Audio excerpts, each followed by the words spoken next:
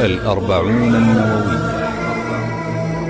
على القرآن محياي، على القرآن،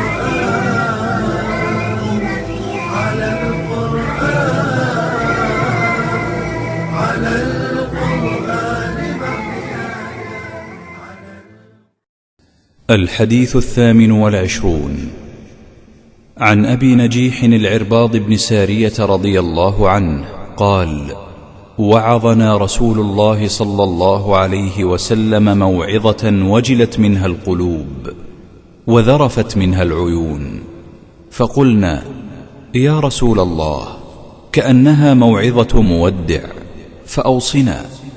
قال: أوصيكم بتقوى الله والسمع والطاعة، وإن تأمر عليكم عبد، فإنه من يعش منكم فسيرى اختلافا كثيرا، فعليكم بسنتي وسنة الخلفاء الراشدين المهديين، عضوا عليها بالنواجذ، وإياكم ومحدثات الأمور، فإن كل بدعة ضلالة. رواه أبو داود والترمذي، وقال: حديث حسن صحيح. على القرآن محياي، على القرآن،